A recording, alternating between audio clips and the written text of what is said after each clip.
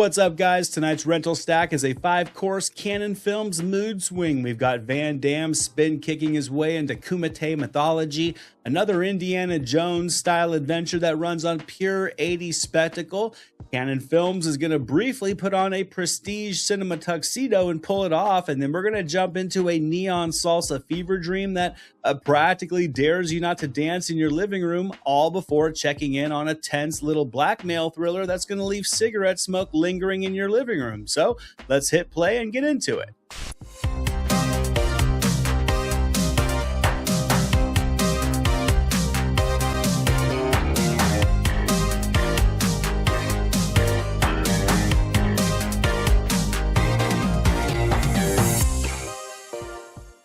What's going on, everybody? I'm Anthony DeJoya, and this is Sunset Video, the channel where we hang out in the golden haze of 80s and 90s movies when cover art could trick you into renting something completely insane, yet that was somehow part of all the magic. Tonight we're back for our Friday night rental series. This is Canon Films Classics, episode 3, and the stack tonight I think is a perfect little genre sampler that delivers a bit of it all.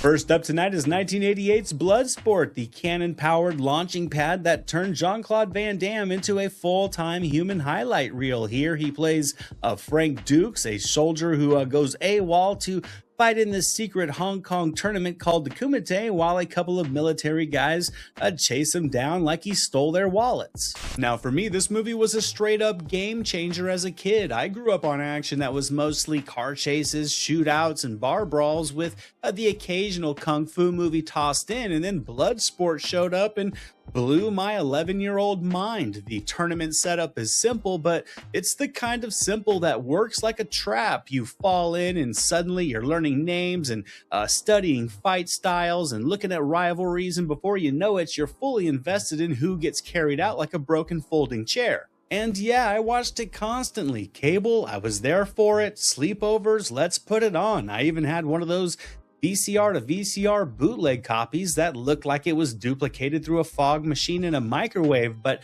that's kind of part of the Bloodsport legend, isn't it? I mean, the movie itself kind of felt like a rumor that you got to witness. Canon Films also did that classic move where they sold it as based on a true story, and whether or not the real-life details actually hold up, spoiler alert, they don't, is almost besides the point at this time. Now, for the first time, the true story of America's super agent Frank Dukes can be revealed. Bloodsport would get a quiet theatrical release in the States, earning around $500,000 its opening weekend. It would end up earning around $11.8 million in the States, with international numbers reportedly pushing that global take-home to around $50 million, all on a reported budget somewhere between $1.5 to $2.3 million, but regardless, it crushed on home video. It moved more than 150,000 units on Betamax and VHS in just the first few months, so the life for Bloodsport truly did get going once it hit home video. And understandably so. Van Damme's athleticism is the whole engine. Bolo Yeung is an all-time final boss.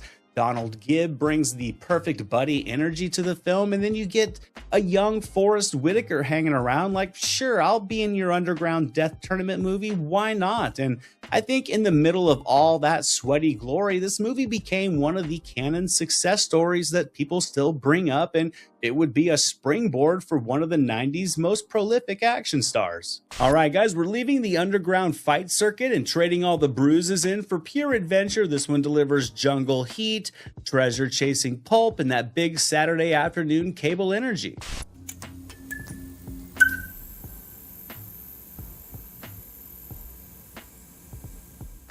Next up is King Solomon's Mines from 1985. Now, this was Canon's big, loud, shameless love letter to the Raiders-era adventure movie craze. Chamberlain here plays Alan Quatermain, the hired gun slash a guide who gets pulled into a jungle treasure run with Sharon Stone, who's trying to find her missing father before the usual gang of bad guys turn the whole expedition into a disaster in this loose adaptation of the 1885 novel. Now, if you grew up in the 80s, the Indiana Jones knockoff phase wasn't just a side quest. It was a full-blown genre unto itself, and honestly, this one always kind of felt like the most rewatchable of the bunch. It's pure Saturday morning spectacle with big stunts and bigger villains and animals everywhere, and that pulpy "we're definitely going someplace exotic today" energy that really just hit different when you were a kid parked in front of the TV on summer break. Now, Cannon's fingerprints are all over this thing. They're clearly chasing mainstream adventure credibility here, but they just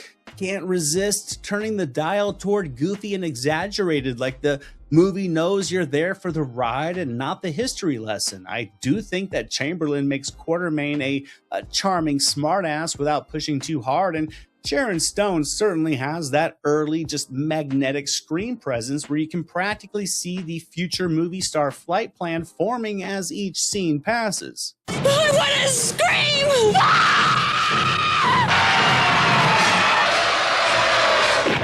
This is also one of those Cannon releases where you could tell they spent real money trying to play in the big sandbox. The budget here is listed between $11 and $12.6 million, and it would open to more than 1,100 screens, pulling in $5 million its opening weekend to take the #1 spot, and it would end up pulling decent numbers, topping out at around $15 million, and Cannon marketed this movie heavily, which resulted in it overperforming in many markets, particularly in the southeastern states. And it's not hard to see why it stuck around on cable and did so well in video stores. I mean, even if critics were absolutely not in the mood to hand out gold stars for this movie, and to their credit, maybe this one didn't really deserve many in a traditional sense, but I mean, as a comfort watch, as a background, I'm folding laundry and want a loud, fun jungle adventure movie playing in the background, it totally works. I love that it's unapologetically pulpy. It doesn't try to convince you it's the best adventure flick of the decade. It's just a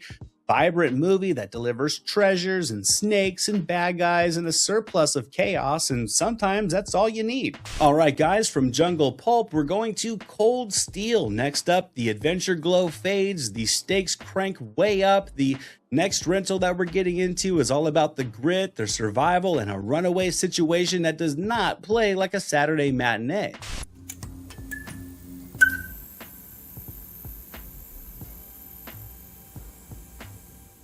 Up next is Runaway Train from 1985. This is Cannon stepping into the okay, this is serious lane. You get Jon Voight and Eric Roberts playing escaped convicts who end up on a train that's suddenly unmanned and accelerating through Alaska, with Rebecca De Mornay caught in the chaos as everything goes from bad to unstoppable really quick. Now, this movie is about as close to prestige cinema as Cannon films got in the 80s, and it still hits hard because I think the movie never really lets you relax. The stakes are simple but brutal. You're stuck on a steel rocket with no driver, no brakes, bad weather, and a whole lot of bad decisions already in motion. I remember catching this movie when I was a lot younger, and even if half of the nuance went right over my head, once that train committed to the tracks, young Anthony was completely locked in.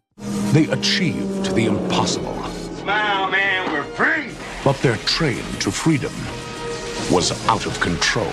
However, watching it later is when it all just clicked in even more, because all of that dense, meaty character stuff finally landed for me the way it was meant to, and that's really the secret sauce of this movie. The Runaway Train is not just adrenaline, it's the performances. Voight is raw and imposing.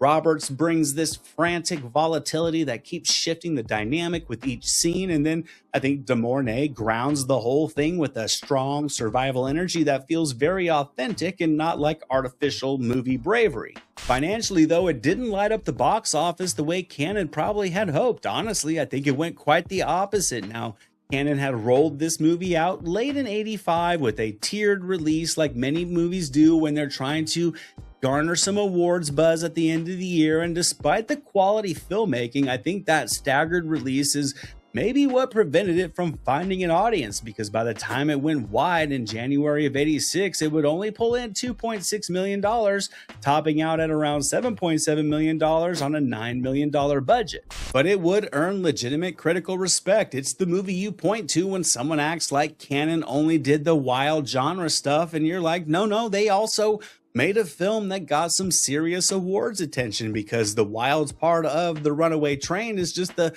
filmmaking pedigree underneath the hood. The concept traces back to a Kurosawa idea, and the finished movie has that rare feeling of being both brutal and kind of poetic in how it looks at freedom and consequences and the way certain people are just built to collide. All right, guys, we can take a breath, relax, and unclench, because this next tape is swerving hard into pure hip-swinging fun. We're trading frozen survival panic for a guilty pleasure dance floor party that will dare you not to move along with it.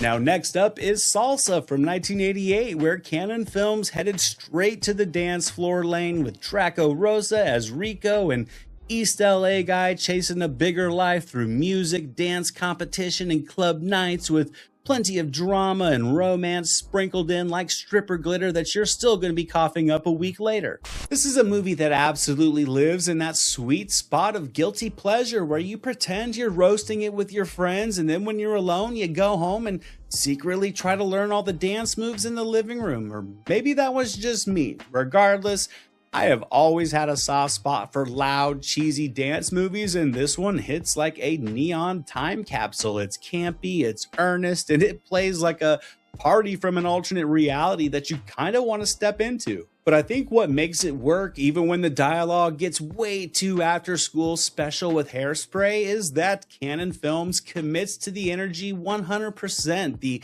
club scenes are loud, the vibe is big, and the choreography just brings more than enough pop fuel that you can tell the movie actually wants to be a full experience and not just a bare-bone plot outline between dance numbers. It's the event of the year, and I'm gonna be the king of salsa. Salsa would get a wide release during the summer season, and it would take the 4th spot its opening weekend with a strong $2.6 million. And despite the cheesiness and despite the critics being brutal on this movie, audiences loved it to a tune of $8.8 million on a $6 million budget, a prime example that Cannon actually fared better when they just leaned into their wheelhouse rather than trying to play in the awards cinema playground. It's also very much one of those 80s movies where the music and the mood matter more than anything. You are not watching this for subtle character study or subtext. You're watching it because the neon is blazing, the soundtrack is bouncing, and the whole thing feels like it's trying to just harness up a very specific moment in time when dance movies were basically a lifestyle. And sure, Salsa didn't become some massive classic, but it just has that VHS-era charm and late-night cable vibe to it, where if you caught it at the right time, it was absolutely imprinted in your memory bank. And I respect any movie that can make you sit there like, this thing is so ridiculous and I love it, while your foot is tapping away. Which leads me to a question for you guys. Do you love 80s dance movies? And if you do, what's your all-time favorite 80s dance movie comfort watch? Let me know in the comments. All right, now Salsa was last call at the club, so this next tape is trading the neon and rhythm for something way grimier, blackmail, danger, and that sweaty 80s thriller tension that doesn't let up.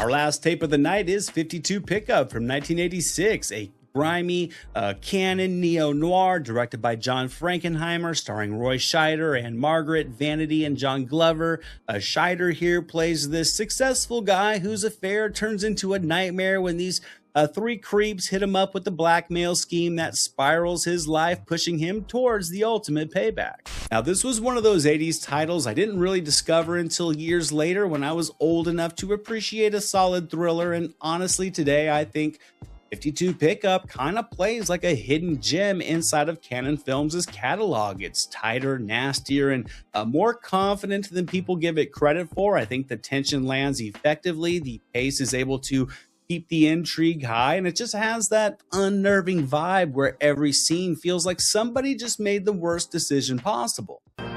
pay us $105,000 a year for the rest of your life.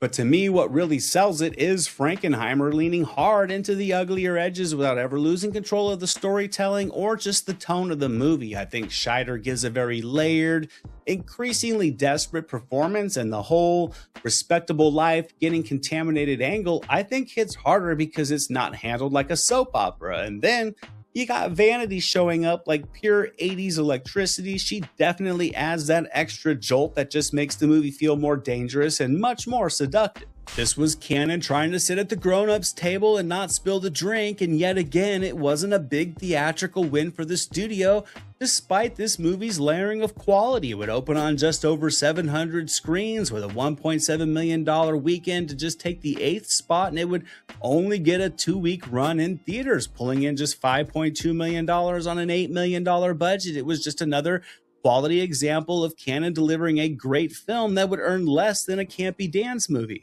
But it was primed for home video consumption because 52 Pickup absolutely just feels built for late night discovery. It's the kind of movie you stumble onto on TV and suddenly you're wide awake at 1:30 in the morning like, why is this movie so intense and why am I so locked in? And it's because it's grimy and it's uncomfortable and it's effective by delivering just enough twists and turns to keep you highly engaged without the story tying itself into convoluted knots. Alright guys, episode 3 of our Cannon film series is in the books, and what I loved about this stack really is just how it shows Cannon's whole personality range in one wild night of retro cinema. We started with a movie that basically became a dojo myth on VHS, we swung into big jungle adventure pulp, we hit a legitimately intense prestige thriller that I think proved Cannon could run with the grown-ups when they wanted to. Then we pivoted to neon dance floor comfort cinema before closing the night out with a grimy blackmail thriller that feels like it should have been rented with a warning label.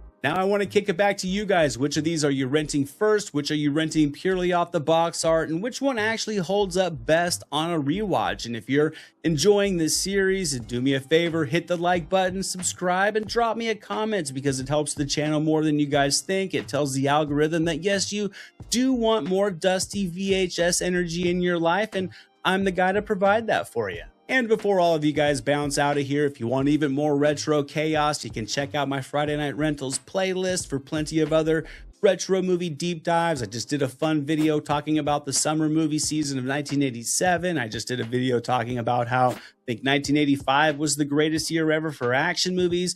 All of those videos will be pinned down in the comments here. As always, guys, thank you so much for hanging out with me, sticking with the channel through the rebrand. I hope you guys are enjoying this new sunset video look. If you are, haven't done so yet, subscribe, like the video, comment down below. I really do appreciate it. I will see you guys all in the next video coming real soon. And until then, movies never say die. Jack Burton and the Pork Chop Express, and I'm talking to whoever's listening out there. Flag of war. You gotta become war. I suppose we have to register you as a lethal weapon. You trying to say Jesus Christ can't hit a curveball?